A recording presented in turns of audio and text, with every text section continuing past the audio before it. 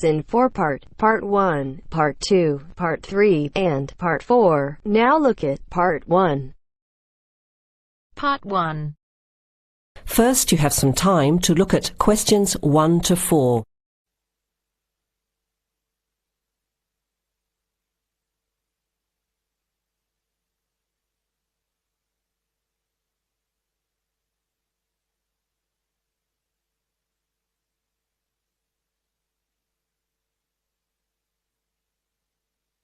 You will hear the recording once only.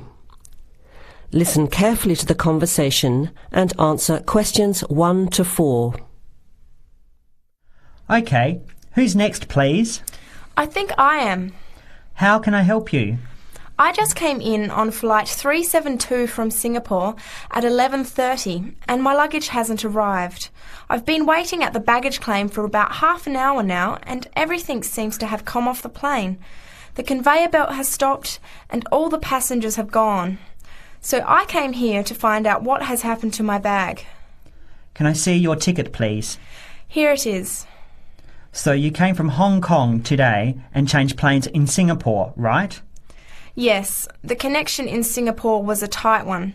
The plane got in late and I had to rush to get to the next flight. That's the problem right there. There wasn't enough time to get your bags onto the connecting flight. Normally Singapore Airport is very efficient. Now, I need you to fill in these forms. Your name. Jenny Lee. Address. I guess you want my address here. I'm staying with relatives. Just a minute, I'll have to look it up. It looks like 583. No, it's 533 East 67th Street in Riverside. Do you have the phone number there? Yes, I do. It's 93014269. So you came in on Qantas flight 392. Do you know the number of the flight out of Hong Kong? Let me see. I think it was Cathay Pacific 900 or something. Oh yes, it says here, CX912. Before you hear the rest of the conversation, you have some time to look at questions 5 to 10.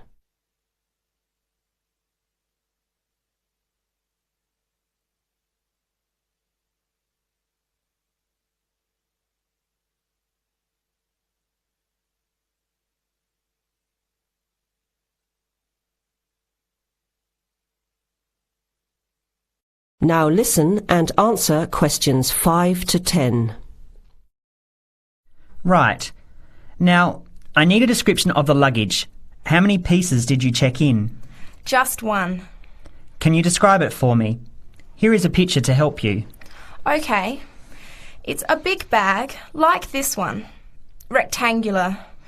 Not hard shell, but soft covered. And it has a zipper around the front. Is it black? No, sort of a grey colour. Any identification?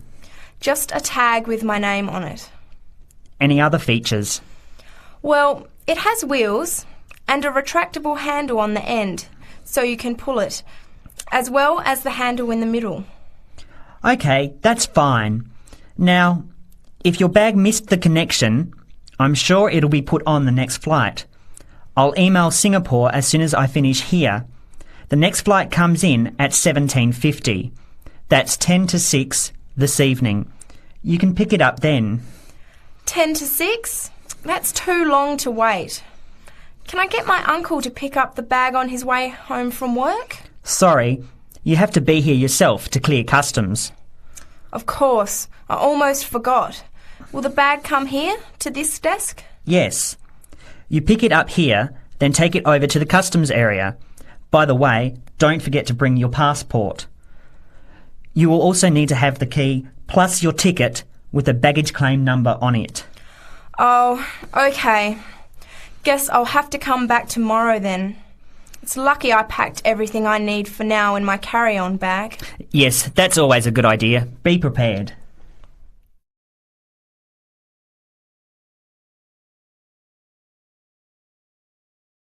That is the end of part 1.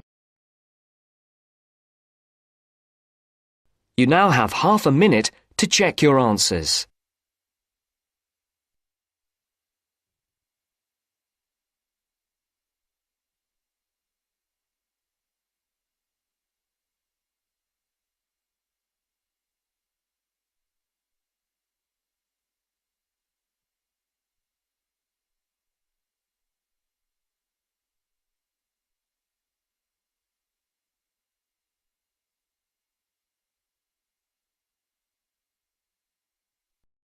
Now turns to part 2. Part 2. You'll hear a man talking about living and working on Trinidad. First, you have some time to look at questions 11 to 15.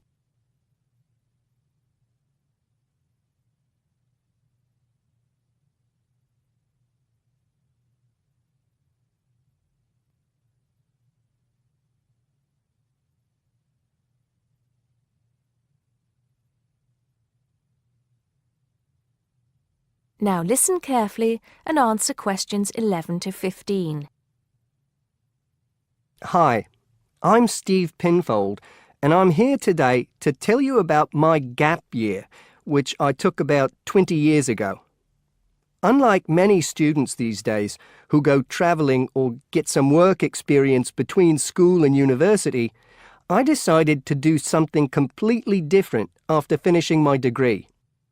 I applied to work for a charity organisation. What it does is it sends people with particular skills to countries where those skills are needed. Apart from having some experience teaching English to summer school students, I didn't have any particularly useful skills, I thought, but luckily I was still accepted. I had to find the money for the flight, but you get free accommodation. I stayed with a family of 5. And you do get paid, but not much. It's a bit like pocket money, enough to get by. I worked in an orphanage and taught English at a local school. Where was I?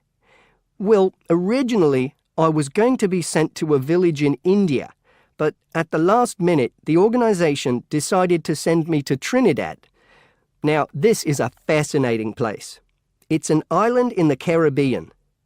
Well, in fact, the country is actually 2 islands. The smaller one is called Tobago, which is connected somehow to the word tobacco. Anyway, there I was, a young white guy living and working on an island which is mostly a mixture of descendants from Africa and India. The Africans were originally brought over as slaves, and the Indians came later as indentured workers. That means they agreed to come for a specific time, but many of them stayed. There are also some Trinidadians of Chinese and British origin, though the native inhabitants were basically wiped out by colonialization. I myself felt completely accepted and had the time of my life. The language everyone speaks is English, so there was no problem for me there, but some concepts don't quite translate. They're pure Trinidadian. There's the term liming, for example, which means sitting around watching the world go by. Also, there's the famous carnival, when the whole island is taken up in playing mass. For a whole month, around February or March, it depends when Easter is, everyone's busy preparing costumes, practicing calypsos, soca and steel pan music, and most importantly, partying. Before you hear the rest of the talk, you have some time to look at questions 16 to 20.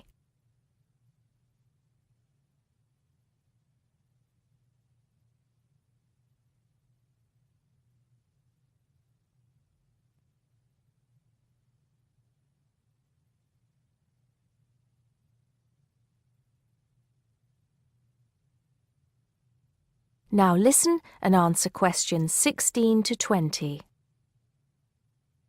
When the actual official carnival starts, it's days of 24-hour dancing in the streets. In Trinidad, it's called whining. You've probably seen this sort of thing on TV, in the more famous carnival in Rio, or even at the Notting Hill Carnival in London. Many people joined bands, each one of which has a theme. For example, the Sea or Jungle Fever, and they have costumes designed and made to go with the theme. These can cost $1,000 for the king and queen of each band. They're incredible. The whole city is a non-stop party zone full of colour and sound. It's serious too. The bands are in competition and the winner gets $1 million. Sorry, I got a bit carried away with those memories. Back to my real job there. The orphanage was called St. Augustine's, and that's also the name of the place where it was, St. Augustine, a town just outside the capital city, Port of Spain. I didn't have any particular job description, just to be with the children and tell stories, sing songs and play games. Oh, and we also went camping in the jungle once. I could tell you a few stories about that particular escapade. Every time I arrived at the gate, kids would come running towards me, shouting, with big smiles on their faces. The younger children seemed fascinated by my blonde hair and loved to touch it as if it was something miraculous. The English teaching I did 2 days a week in a primary school for 6 to 11-year-olds. The kids may have been poor, but they all wore neat and clean uniforms and were so respectful and enthusiastic. I've now been teaching for many years in different countries, and I still think those were the best students I've ever taught. What else did I do while I was there? I swam a lot. Can you imagine what it's like swimming with dolphins and with pelicans diving into the sea right next to you? More seriously, I trained to be a Samaritan. That's someone who listens and supports people who have problems with their lives.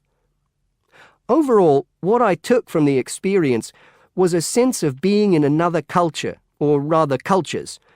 As humans, we all share many characteristics, but we express ourselves in various ways.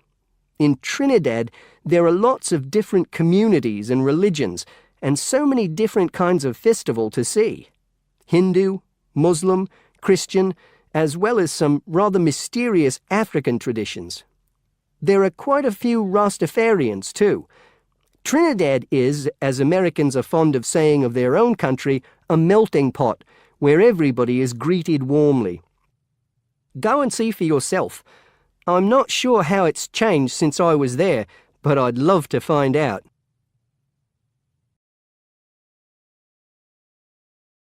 That is the end of part 2. You now have half a minute to check your answers.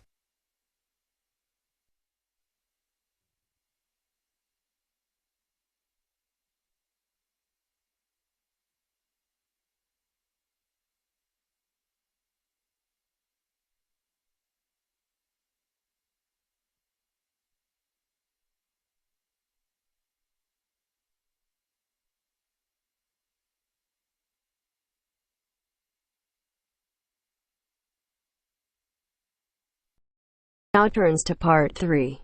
Part 3. You will hear a group of students, Henry, Joe, Nancy, and Gordon, discussing changes to their work experience placement arrangements. First, you have some time to look at questions 21 to 26.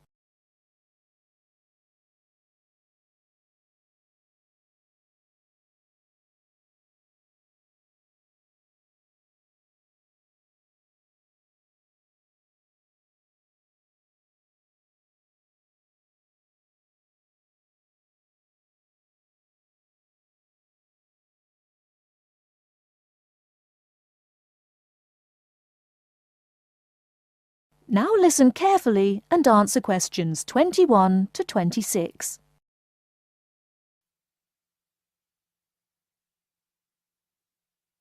Look, there's the notice that Professor Jones told us he'd be putting up confirming the details of our work experience placements.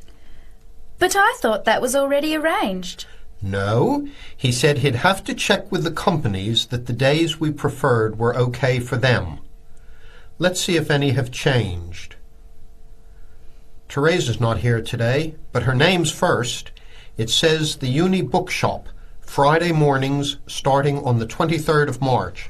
So nothing's changed. I'll let her know. What about Manuel?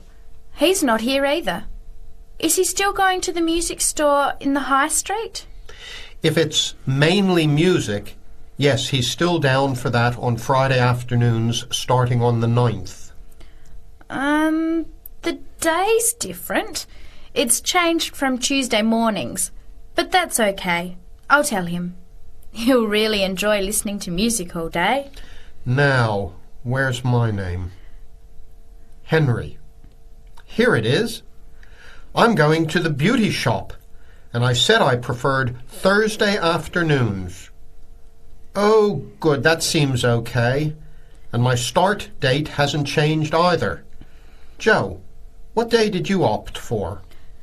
I'm going to Highway Hotels on Monday mornings. Yes, that's okay. And starting on Monday the 12th of March. Oh, has that been changed?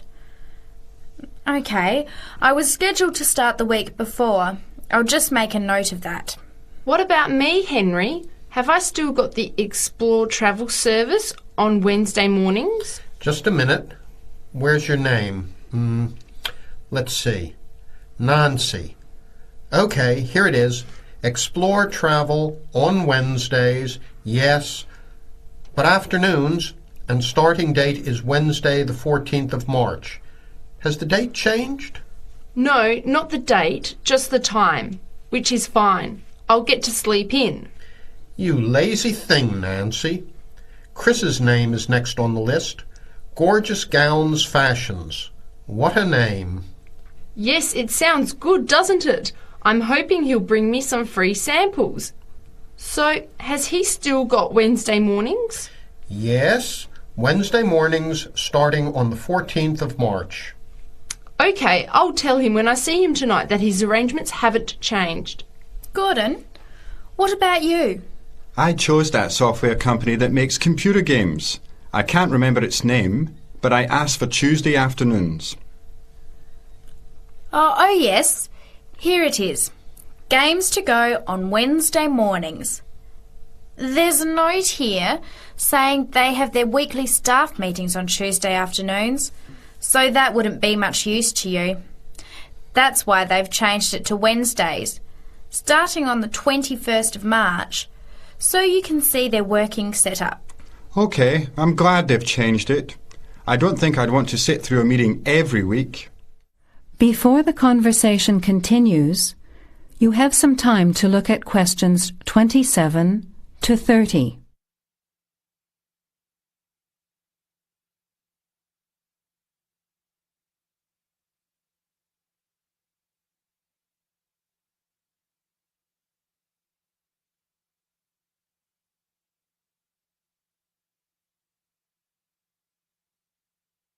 Now, as the conversation continues, answer questions 27 to 30. Can someone remind me what time we have to get to our placement in the afternoons? It says here, mornings start at 9 a.m. and afternoon sessions at 1 p.m. Oh, that's a shame. I thought Professor Jones was going to change it to 9:30 a.m. and 1:30 p.m. Yes, he did say that he'd try to make it later, but obviously that wasn't possible. By the way, just in case, what happens if we're ill or something and can't make it? Do we phone the college or the place we're going to? I think we have to phone the company first and then the college. Didn't you get the information sheet about work experience at our last seminar? No, I missed it because I had to go to the dentist. What else did it say? Well, we have to do a total of 24 hours altogether. So if we miss one of the arranged sessions, we have to organise another time to make up the hours. And he gave us details of the presentation we have to give about our work experience. Oh, really? What do we have to do? In week 10, we each have to give a presentation to the class about the company we've been with. It's 30% of our final mark for this subject, so it's going to be a lot of work. Yes, he's expecting us to do a lot of research while we're there so that we can outline the history of the company, its management structure, number of employees, other branches, etc. And he said we should use lots of visuals such as diagrams and flowcharts during the presentation. Yes, and we should also include what we did each week, the different departments of the company or positions that we observed, and try to relate what we saw to our studies so far. He gave examples like management style, accounting systems, information technology, and so on. You were right. It sounds like lots of work. That is the end of part 3. You now have half a minute to check your answers.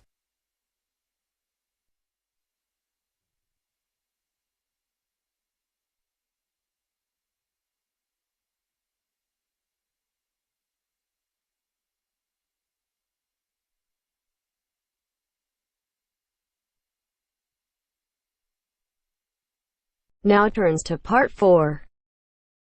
Part 4. You will hear a woman giving a talk at a popular science convention. She is describing research into artificial gills designed to enable humans to breathe underwater. Now you have some time to look at questions 31 to 40.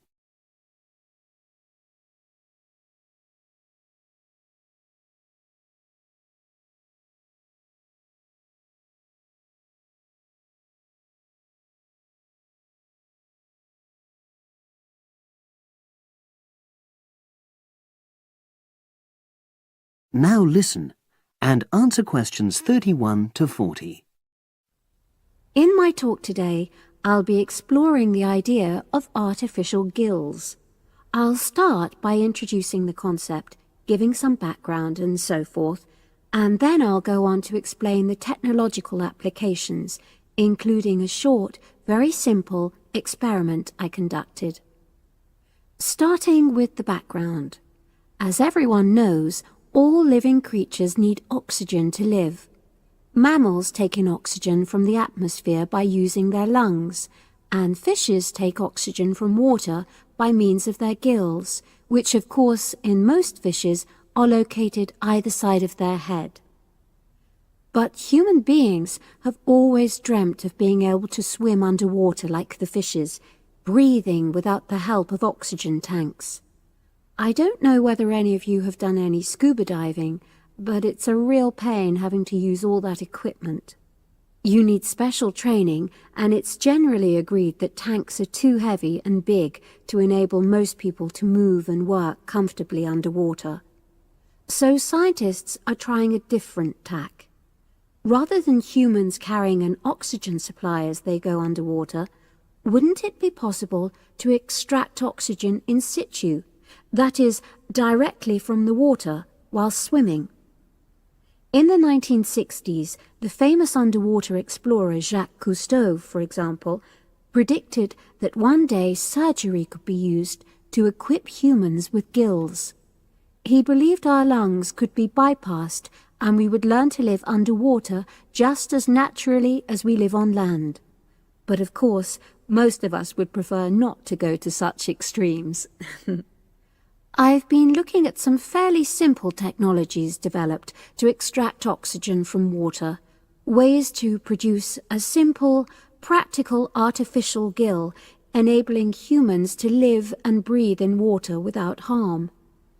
Now, how scientists and inventors went about this was to look at the way different animals handled this.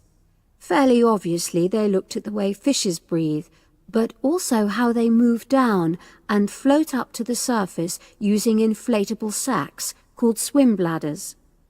Scientists also looked at animals without gills, which use bubbles of air underwater, notably beetles. These insects contrive to stay underwater for long periods by breathing from this bubble, which they hold under their wing cases.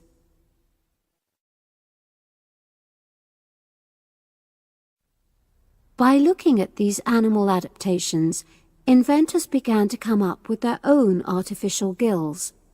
Now, making a crude gill is actually rather easy, more straightforward. You take a watertight box, which is made of a material which is permeable to gas, that is, it allows it to pass through inwards and outwards. You then fill this with air, fix it to the diver's face, and go down under water. But a crucial factor is that the diver has to keep the water moving so that water high in oxygen is always in contact with the gill, so he can't really stay still. And to maximize this contact, it's necessary for your gill to have a big surface area. Different gill designers have addressed this problem in different ways, but many choose to use a network or lattice arrangement of tiny tubes as part of their artificial gills. Then the diver is able to breathe in and out. Oxygen from the water passes through the outer walls of the gill, and carbon dioxide is expelled. In a nutshell, that's how the artificial gill works. So, having read about these simple gill mechanisms, I decided to create my own. I followed the procedure I've just described, and it worked pretty well when I tried it out in the swimming pool. I lasted underwater for nearly 40 minutes. However, I've read about other people breathing through their gill for several hours. So the basic idea works well, but the real limitation is that these simple gills don't work as the diver descends to any great depth because the pressure builds and a whole different set of problems are caused by that. Research is being done into how these problems might be overcome, but that's another story, which has to be a subject of another talk. Despite this serious limitation, many people have high hopes for the artificial gill, and they think it might have applications beyond simply enabling an individual to stay underwater for a length of time. For example, the same technology might be used to provide oxygen for submarines, enabling them to stay submerged for months on end without resorting to potentially dangerous technologies such as nuclear power. Another idea is to use oxygen derived from the water as energy for fuel cells. These could power machinery underwater, such as robotic devices. So, in my view, this is an area of technology with great potential. Now, if anyone has any questions, I'd be happy to answer. Yes, lady at the...